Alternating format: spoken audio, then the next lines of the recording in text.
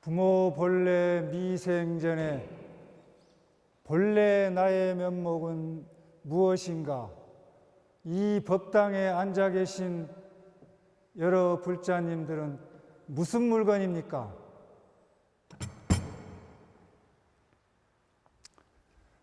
안녕하세요. 네, 반갑습니다. 그동안 잘 지내셨죠? 25년 전에 천막법당으로 시작해서 1995년부터 백고자 법회를 개설해서 32회에 걸쳐서 21년간 줄기차게 법회를 이끌어 오신 법왕사 주지 실상 큰스님, 또 세계 최대 불교 종합복지관 건립에 크나큰 원력을 세우셔가지고 가람불사와 가람 수호, 또 대중 사부 대중 외호를 해주시며 최근에 가창 해오름 불교 복지 마을을 조성해서 불교의 희망과 비전을 주시는 주지 스님께 큰 박수 한번 부탁드리겠습니다.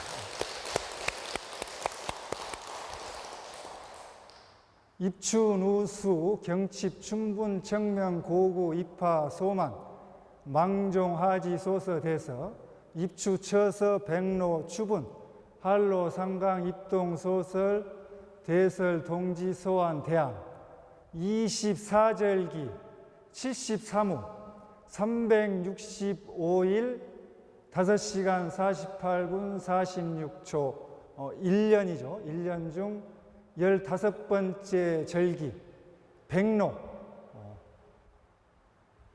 밤에 기온이 이슬 몇층점 이하로 떨어져서 풀잎과 물체에 이슬이 맺힌다는 백로가 며칠 전에 지났습니다. 아침 저녁으로 선선해졌죠? 그렇죠? 많이 선선해졌죠? 올 여름에 폭염이 무척 심했습니다. 고생들 많이 하신 줄 알고 있습니다. 지난 시간에 불교와 효를 주제로 해가지고 불교는 효의 종교이다.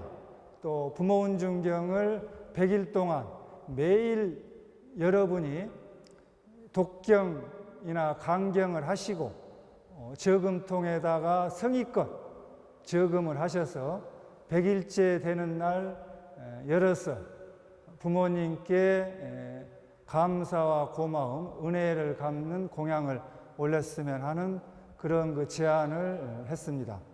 그리고 대구 법왕사가 효찰 대본산으로 전 세계의 중심 사찰이 돼서 효문화, 효사상을 교육 전수에 나갔으면 하는 그런 바람을 말씀했고, 여러분들이 건강하고 아프지 않고 사는 것, 잘 사는 것이 효도라고 이렇게 말씀을 했습니다. 오늘 이 시간에도 저는 불교와 효를 주제로 해서 여러분들하고 같이 생각해보고 살펴보는 시간을 가지고자 합니다. 해초 스님이 머나먼 당나라 인도를 그래서 실크로드라고 하죠. 그런 그 길을 찾아서 가듯이 그때 당시만 해도 얼마나 교통이 불편했습니까? 걸어서 이렇게 법을 찾아서 갔습니다. 추석이 다가오는데 많이 바쁘신데도 불구하고 이렇게 백고자 법회에 법문을 들으러 오신 불자님들께 대단한 그런 그 존경을 표합니다. 100번 듣고 1000번 들어도 10,000번 들어도 처음처럼 들어야 합니다. 여러분들이 36,500일 100년을 살아도 오늘 항상 새로운 오늘입니다.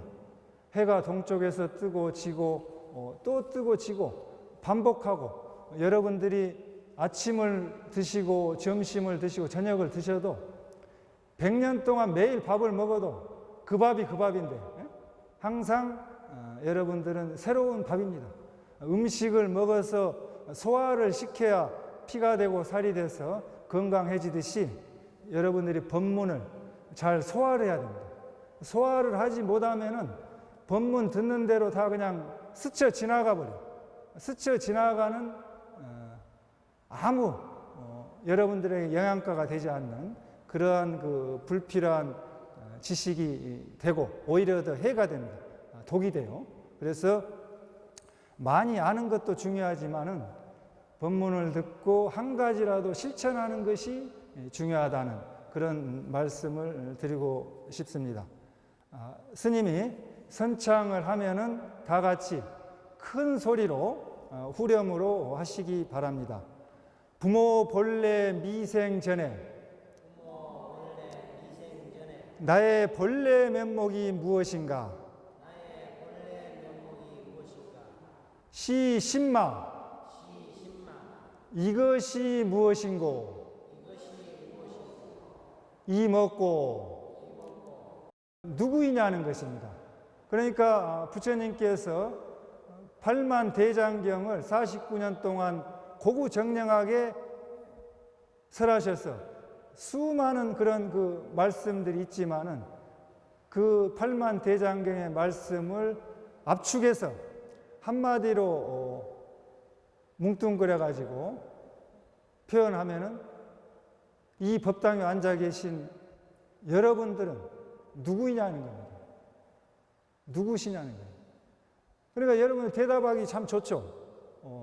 사람이 왔다, 여자가 왔다, 호적등본에 있는 호적상에 있는 김씨, 박씨, 이씨, 또 여러 가지 성을 가진 내 성명을 댈 수도 있고, 또 고향과 어떤 그 본관 성명을 댈 수 있는데 그런 그 정체성을 묻는 게 아니고 부모로부터 태어나기 전에 이 몸을 만들어서 와서 앉아 있는 본래 참 면목이 무엇이냐 하는 것을 묻는 것입니다. 그런데 그것을 참 알 수가 없습니다. 만질라야 만질 수 없고 들을라야 들을 수 없고 볼라야 볼 수 없습니다. 그래서 알 수 없는 의심이 일어나야 돼요. 근데 의심이 잘 안 일어납니다. 몸은 이 법당에 앉아 계시지만은 앉아 있는 그 사람이 생각이 수갈래, 수천 가지, 수백 가지 그렇게 뛰고 있어요. 본인은 아무 생각도 하지 않고 있다고 하지만은 항상 무슨 생각이든지 일어났다 내렸다 하는 겁니다. 그 생각이 본인도 모르는 그 생각을 현대 심리학에서는 잠재의식이라고 합니다. 잠재의식. 그러니까 수면 위로 드러나는 거친 망상, 거친 망상은 여러분들이 알 수가 있어요. 그리고 좀 정신이 좀 복잡한 사람은 그게 끌려다녀. 계속 거친 망상 속에. 그러나 생각이 좀 시신 분은 미세망념, 거친 망념에 끌려가지는 않는데 미세망념에 끌려다녀. 자기도 모르는 미세망념에, 잠재의식에. 그래서 이 참선 공부를 해보면은 의심이 잘 안 됩니다. 그래서 가장 큰 병이 뭐냐? 의심이 없는 것이 병이란 거예요. 의심이 없는 것. 그게 가장 큰 공부의 병입니다. 또 의심이 또 잘 안 일어나요. 또 의심이 일어났다가 잠깐 금방 있다 없어져 버려요. 귀신같이. 또 의심을 지속해서 계속 이어나가야 되는데 화두를 거각해 가지고 그게 또 잘 안 이어져. 또 한 번 일어났다가 잠깐 지속됐다가 하루 종일 몇 년이고 그냥 다시 되돌아오지가 않아요. 그래서 의심이 안 일어나고 이 생각 저 생각 하루 종일 앉아 있어도 잡념 속에서 잡념 참선만 하고 있을 수도 있습니다. 그래서 이 참선 공부가 참 어렵다고 말씀들 합니다. 그러면 이유는 뭐냐? 아주 간단합니다. 업장이 두텁기 때문입니다. 업장이 두텁기 때문에 마치 예를 든다면은 물결이 막 세게 내려오는데 그 위에다가 조그마한 풀잎 배를 띄워서 올라가는 것 같아요. 금방 또 물결이 떠내려가 버리는 거죠. 여러분들의 업의 물결이 그만큼 세다는 겁니다. 두텁다는 거예요.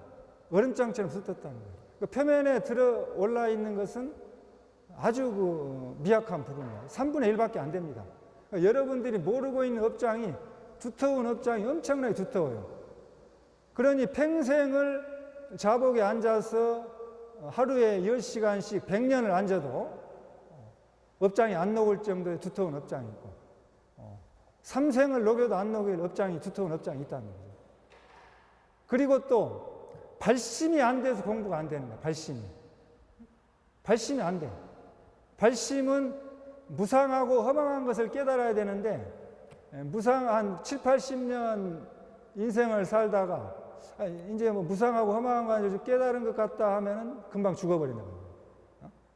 그래서 여러분들이 발심이 안 돼서 공부가 안 되는 거고 또 신심이 없어서 공부가 안 되는 거예요. 신심. 믿음이 안 생겨. 절에 20년, 30년, 40년 절에 다녀도 신심이 없어요. 신심이. 마치 부부지간에 30년, 40년 결혼 생활을 했는데 남편을 못 믿어. 그러니까 의부증이 생긴다는 거예요. 또 남편은 부인을 못 믿어. 30년을 살아도. 그러니까 의처증이 생겨. 그래서 여러분들이 믿음이 없이 절에 다니면은 부처님을 못 믿는 병에 걸렸다는 거죠. 발심이 안 되는 거예요. 재불 장엄 정멸궁은 다급해 사욕 고행이요 중생 윤회 화택문은 무량세 탐욕 불산이라. 대저 모든 부처님이 장엄 정멸궁을 이루심은 장엄 정멸궁은 깨달아서 모든 번뇌망상을 씌워버린 그런 고요하고 적적한 그 깨달음입니다. 부처님이 깨달음 얻으신 것은 다급생내 수많은 생에 욕심을 버리고 고행을 하셨기 때문에 정멸궁을 이루신 겁니다.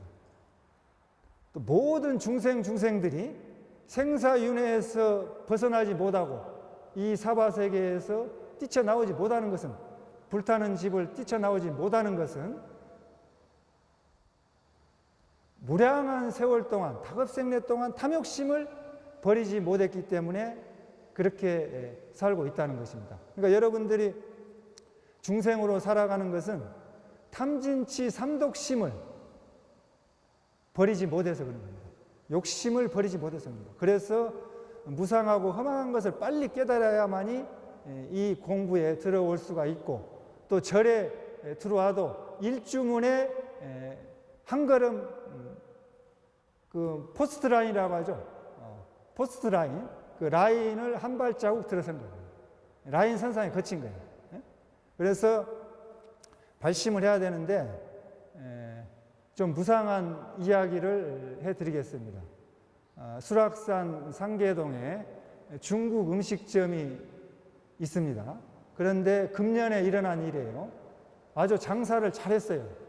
부부지간에 중국 음식점을, 짜장면집을 운영해서 남편은 주방장을 하시고 부인은 관리인, 컨트롤하는 지배인으로 가게를 이렇게 봤는데 아주 그 장사가 잘 돼서 돈을 잘 벌고 또 딸을 시집 보냈어요. 2년 전에 딸을 시집 보내가지고 손자까지 봤어. 그러니까 손자를 봐서 너무 기뻐가지고 춤을 출 정도로 기쁘고 또 그 손자를 보니까 욕심이 생기는 거예요. 손자 보면 욕심이 생기는 모양이에요. 외손자인데도. 그래서 그 손자에게 1억이라는 거금을 모아서 주어야 되겠다 하고 생각을 내서 돈을 열심히 모으기 시작했습니다. 그 음식점 사장님의 부인이. 그런데 갑자기 가게를 다 정리해서 다른 사람에게 넘기고 쉬어버린 거예요. 부인이 아픈 겁니다. 병원에 연세대학병원에 입원을 했었는데 무슨 병이냐? 뇌종양 암이냐, 암. 그래서 1년 6개월 시한부 인생을 받은 거예요. 의사한테요. 그래가지고 그 남편이 그 시리에 차가지고 굉장히 무상하고 허망함을 느꼈다는 거죠. 그리고 그 동네 짜장면집의 단골 고객들은 충격을 받은 겁니다. 그렇게 잘 나가던 그 음식점이 하루아침에 문을 닫고 부인이 연세가 54세밖에 안 돼요. 경로당에 가면 70세도 어린애 취급하는데 54세면은 어린애죠. 그런데 그런 그 병에 걸려버렸습니다. 얼마나 그 아시는 분들은 무상하고 허망함을 느끼겠습니까? 딸도 그렇고 남편도 그렇고. 근데 여러분들이 아시는 분이 그런 그 암에 걸려서 죽을 병에 걸려서 6개월밖에 못 산다거나 또 가까운 이웃이거나 친척이나 그런 분들이 돌아가셔야만이 이 허망함을 느낍니다. 추석이 다가왔습니다. 추석을 맞이해서 우리들에게 아름다운 그런 그 부처님의 대자대비한 그 나눔의 문화를 확산시켜 나가는 좋은 그 미담을 소개해 드리고자 합니다. 강원도 설악산 신흥사에서 추석 한가위를 앞두고 소외된 이웃들에게 따뜻한 온정을 나누는 자비의 나눔 행사를 어제 9월 8일 목요일이죠. 어제 속초 노인복지관 광장에서 25번째 자비 나누기 행복 더하기 행사를 했습니다. 그래서 속초 지역사회에 있는 저소득 가정 350세대, 6.25 참전용사 고엽제 참전 전후에 30가정에서 380가정의 세대에게 5천만 원 상당의 전통시장, 재래시장 상품권과 쌀, 과일 등을 생활필수품을 전달했습니다. 또 지역 내 아동 청소년들 100세대에게 의류상품권도 지원했습니다. 신흥사는 근 9년 동안 25번에 거쳐서 총 14억 5천만 원의 자비의 나눔의 온정을 베풀었습니다. 제가 한 5년 전에 신흥사에서 입승 소임도 보고 선원의 2처를 동안 강한 거를 살았습니다. 그때 살 때 그 자비의 나눔 행사, 연말 송년 행사도 참석하고 했는데 정말 그 설악산 신흥사는 도량이 좋습니다. 그래서 아침에 그런 여러분들 산책이라고 하죠. 그 산책을 포행정진이라고 하는데 하면은 정말 너무 공기도 좋고 그 계곡을 따라서 걸어가면은 아주 좋은 도량입니다. 그래서 이제 템플스테이도 해가지고 템플스테이 하신 분들이 이제 많이 오고 외국인 관광객들이 많이 옵니다. 그래서 외국인 관광객들이 이제 동남아 지역의 국가의 관광객들이 와서 동남아 국가의 열대지방의 국가의 사람들은 겨울을 외국에 나가지 않으면 평생 동안 겨울을 구경을 못해요. 눈 구경을 못합니다. 그러니까 겨울에 눈이 왔다고 그 눈을 신기해가지고 그냥 뭐 눈밭에서 막 떼굴떼굴 굴르는 겁니다. 열대지방 국가의 사람들이. 그래서 이 설악산 도량이 참 좋다는 것을 말씀드리고, 또 추석을 앞두고 오늘 법당에 참석하신, 법회에 참석하신 여러분들도 주변에 어렵게 사는 그런 그 소외계층들을 돌아보는 시간을 가지면 좋지 않나, 이런 생각을 하고 제안을 합니다. 21세기 한국 사회에 5천만 민족이 대이동하는 그런 그 명절이 다가왔습니다. 고속도로가 정체가 되고 대중교통수단, 기차표가 매진되고 주차장이 될 정도로 몇 시간 기다려가지고 정말 고향 가는 길이 어렵고 힘든데도 불구하고 부모님을 찾아뵙고 조상님들 성묘하기 위해서 5천만 민족이 대이동을 합니다. 어떤 사상과 철학을, 어떤 사상과 이념을 가지고 우리는 이러한 그 좋은 전통 문화를 가지고 살아가고 있습니까?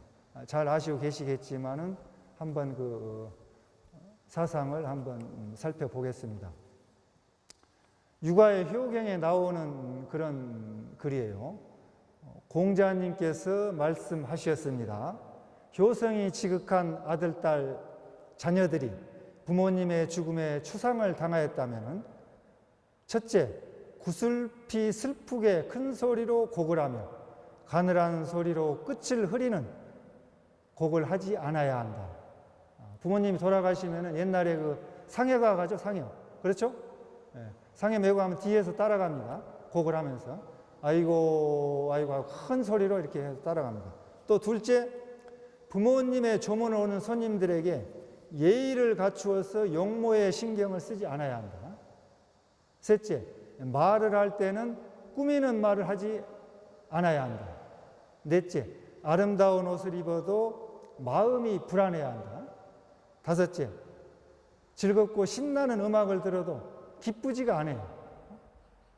여섯째, 맛있는 음식을 먹어도 맛을 느끼지 못해. 밥맛이 없어. 그런 그 6가지 예의는 효도하는 아들과 딸, 자녀로서 돌아가신 부모님을 생각하며 사랑과 존경하는 애척과 슬프게 애도하는 자식된 도리로서의 정의다. 음식을 끊고 3일이 지나서 비로소 미음과 죽을 들기 시작하는 것은 부모님의 죽음으로 인하여 자녀들의 인생과 삶을 상하지 않게 하려 합니다. 부모님을 잃은 슬픔으로 인하여 몸을 회상하여 끝내는 생명을 잃고 많은 일이 없도록 만든 것이 지나간 성인들의 바른 예법이다. 복상 기간을 3년을 넘지 않도록 한 것은 국민들에게 사물의 이치가 반드시 끝이 있다는 것을 보여주기 위함이다. 우리 인생은 반드시 끝이 있습니다. 시작이 있으면 종이 있어요. 그런데 우리들이 인생의 마지막 모습을 볼 수 있는 것은 사람이 죽어서 초상을 쳐보지 않고서는 마지막을 간접 체험을 할 수가 없습니다. 그래서 인생을 살아가다가 주변에 그런 친척이나 부모님이나 나이 드신 어르신들이 돌아가셨을 때 우리들은 사람은 반드시 태어났으면 죽는다는 것을 확실하게 깨달아 알 수가 있는 것입니다. 그래서 그런 부모님들 초상을 치면은 사람이 겸손해집니다. 인생관이 바뀌는 거죠. 그래서 먼저 내관과 외곽을 마련하고 염이와 금피로 부모님의 죽은 시신을 잘 싸서 관에 집어넣고 부모님의 영전에 복의 제기들을 진열하고 부모님이 죽어서 이별하는 정을 달래며 슬프고 예민하고 사랑하고 존경하는 애척, 애도의 마음을 끝까지 다한다. 큰 소리로 아이고 아이고 곡하고 눈물을 흘리며 애통하는 손으로 가슴을 치고 통곡하고 발을 동동동 구르고 슬프게 한 걸음 한 걸음 절하는 마음으로 장지를 향해서 운구한다. 햇볕이 잘 드는 양지 바르고 무덤의 흙이 뽀송뽀송하고 좋은 무덤의 혈과 좋은 묘지를 점치어서 잘 선택해서 고르고 시신이 편안한 사택에 자리를 택해서 잘 안치한다. 지금은 거의가 화장합니다. 화장 문화로 바뀌었어요. 그래서 우리들은 화장을 해서 수목장을 한다거나 또 상고를 하고 납고를 하고 하기도 합니다. 매장 문화가 화장 문화로 바뀌었습니다. 그렇지만은 과거에는 주변에 사람이 사는 집 옆에 그렇게 돌아가신 부모님을 묘를 잘 써가지고 언제든지 이렇게 가서 살피고 그렇게 산 사람과 돌아가신 분이 같이 공존했습니다. 그런 문화가 살아 있었습니다. 3년 복상 후에는 신주, 위패라고 하죠. 신주를 종묘, 사당에 모시고 저 세상 사람 귀신의 예로서 제양한다. 사당의 위패를 모시고 신으로서 제사를 지낸다는 겁니다. 지금 핵가족 시대에는 참 어려운 그런 문화입니다. 그러나 100년이 700년이 내려오는 그런 종갓집 그런 종택에서는 아직도 그렇게 해 나가고 있죠. 봄 가을로 제사를 지내고 계절에 맞는 곡물을 올리며 돌아가신 부모님의 따뜻하고 사랑스럽고 끝없는 은혜를 계속 떠올려 영원히 잊지 않는다. 이러한 좋은 사상과 문화를 우리 사찰에서 만년입회를 모셔가지고 만년입회 제도를 만들어서 여러분들에게 이런 문화를 살려나가고 있습니다. 그래서 저도 그런 만년입회 제도, 100년입회 제도가 사찰에서 해서 여러분들의 조상님들을 모셔서 해나가면 좋지 않나 하는 그런 생각을 가집니다. 이와 같이 부모님께서 살아 계실 때에는 사랑과 공경으로 존경 및 예경하고 섬기며 돌아가셨을 때는 마치 곁에 살아계신 부모님을 모신 것과 같이 정성을 다해서 존경하고 공경하는 마음으로 슬프고 치근한 마음으로 송구하고 황송한 마음으로 섬기니 살아 계실 때나 돌아가셨을 때나 똑같이 정성스럽게 모신다는 말씀입니다. 불교에서도 생과 사가 둘이 아니고 불생불멸한다는 그런 사상으로 부처님을 모시는 것과 살아계신 부처님을 모신 것과 같이 항상 우리 곁에 영원히 살아계신 부처님과 같이 부모님을 모시는 것이 우리 불교의 효입니다. 이것이 사람으로 태어나서 할 수 있는 근본을 다하는 것이 아니고 무엇이리요. 인생의 삶과 죽음의 마땅함이 이와 같은 효도에 다 갖추어 굽이 되니 효성스러운 아들과 딸들 자녀의 효도 사업은 이로써 끝나는 것이요 완성되는 것이다. 공자님께서 하신 말씀입니다. 이러한 육아의 사상과 불교의 사상이 융합돼서 2000여 년을 21세기 우주과학시대에도 이런 좋은 전통 효문화가 내려오고 있습니다.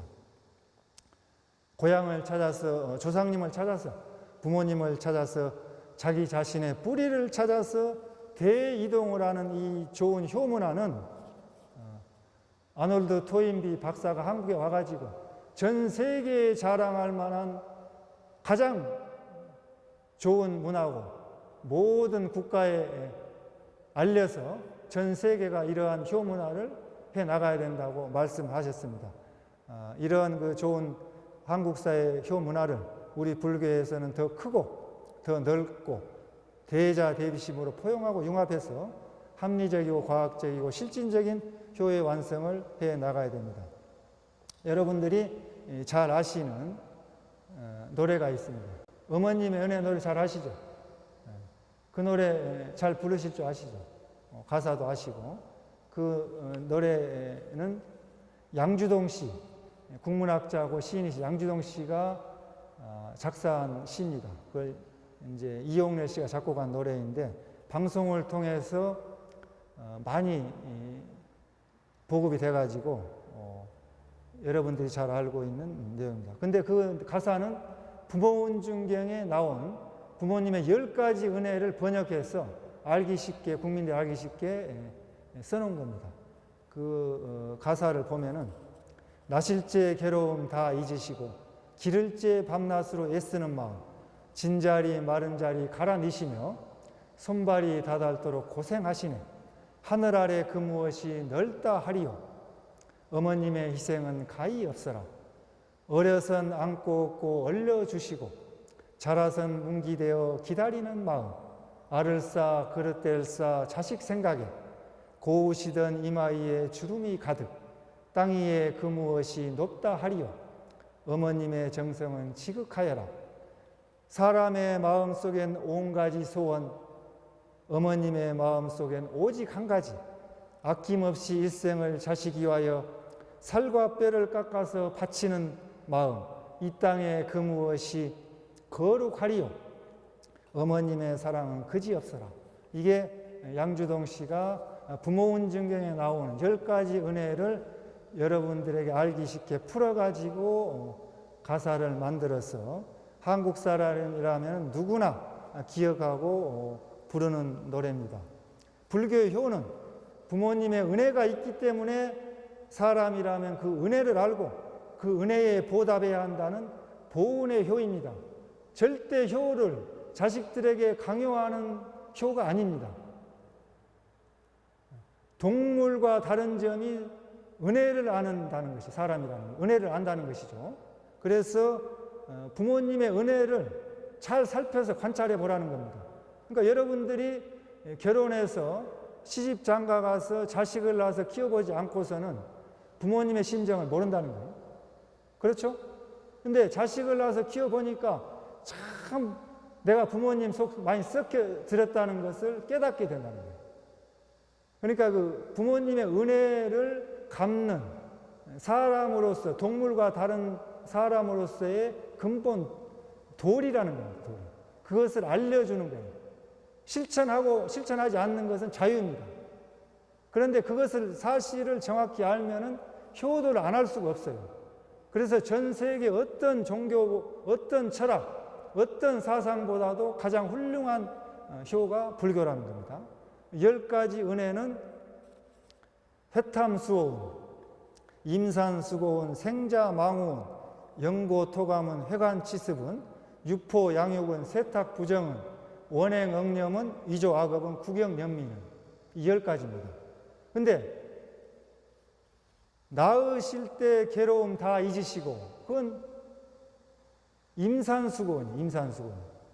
그렇죠? 임산수고원. 낳으실 때 괴로움 다 잊으시고 생자망우 두 가지를 합쳐서 낳으실 때 괴로움 다 잊으시고 임산수고원, 생자망우이라는 거죠. 그러면 낳으실 때 괴로움 다 잊으시고는 그게 무슨 날이에요? 무슨 날이에요? 여러분들 법당에 앉아 계신 여러분들 생일날입니다. 생일날. 그렇죠? 태어난 날이죠. 그러면 태어난 날 여러분들은 생일 잔치를 하시는데 그건 좀 잘못됐다는 거죠. 그 문화가 잘못됐다는 겁니다. 왜 잘못됐느냐? 여러분들이 태어날 때는 핏덩어리로 태어났기 때문에 어머님이 미역국을 끓여서 드셨지만은 이제 여러분들이 다 컸으니까 미역국을 끓여서 부모님한테 바쳐야 되는 거예요. 여러분들이 미역국을 드시는 게 아니고 거꾸로 됐다는 거예요. 그래서 이것은 바로 시정해서 잡아야 될 문화입니다. 그러니까 생일 됐다고 해가지고 본인이 그냥 막 생일 잔치를 하는데 본인이 생일 잔치를 하는 게 아니고 낳아주신 은혜, 이 몸을 낳아주신 부모님께 감사의 보온을 해야 된다는 거예요. 나실 때 괴로움 다 잊으시고 그 생일날 반드시 본인의 생일잔치를 하는 게 아니라 부모님을 찾아뵙고 부모님께 감사의 보온을 낳아주신 은혜, 고통을 받고 고통을 잊으신 은혜를 갚아야 된다는 겁니다. 기를째 밤낮으로 애쓰는 마음. 이것은 그냥 단 것은 뱉고 쓴 것은 삼키고, 지금은 우유를 많이 먹여서 키우죠. 옛날에는 이제 젖을 먹여서 키웠는데, 그러니까 육포 양육은 공자님께서는 여러분들이 3년 동안 젖과 우유를 먹고 부모님의 그 양육을 받았기 때문에 3년상을 치러야 된다. 눈으로 바라볼 때는 동물과 다르다면은 여러분들 3년상을 해야 된다. 그래서 조선 왕조 500년 동안 돌아가시면은 모든 관직에서 다 내려놓고 부모님 그 무덤 앞에서 3년간 심효를 했습니다. 아무것도 안 하고 인생의 철저한 무상을 깨닫고 생과사를 초월한 그러한 그 실행을 했습니다. 지금 현대사에서는 불가능한 것이죠. 그래서 어머님의 은혜는 높고 높은 하늘이라 말들 하지만 나는 높은 게 또 하나 있지. 낳으시고 키우시는 어머님의 은혜, 푸른 하늘 그보다도 높은 것 같아. 넓고 넓은 바다라고 말들 하지만 나는 넓은 게 또 하나 있지. 사람 되라 이르신 어머님의 은혜, 푸른 바다 그보다도 넓은 것 같아. 자식이 아무리 나쁜 짓을 하고 살인죄를 지어서 사형수가 되었다 하더라도 부모님은 내 자식을 사형시키지 말고 사형수에서 구해주십시오. 지옥에 빠지면 지옥에서 구해주십시오 하고 철저하게 절대적으로 자식을 믿습니다. 믿음이 정말 순수한 믿음이에요. 내 목숨을 바쳐서, 부모의 목숨을 바쳐서 자식을 구제한다는 그런 믿음이에요. 그러니 얼마나 지극한 은혜입니까? 그래서 지금 한국 사회는 저출산 고령화 사회, 1인 가구가 520만 시대이고 1, 2인 가구가 53%나 됩니다. 이런 그 시대에 부모님을 모신다는 것은 불가능합니다.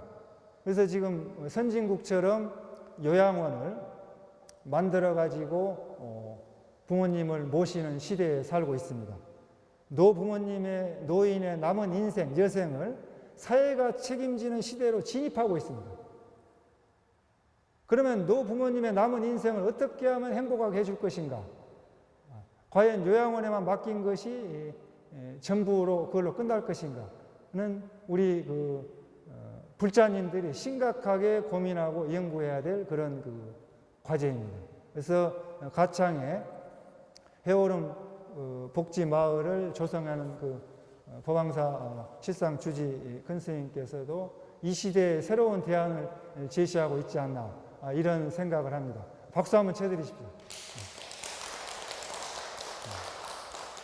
그래서 이런 핵가족 시대에 우리 지금 샌드위치 세대라고 하죠. 샌드위치 세대.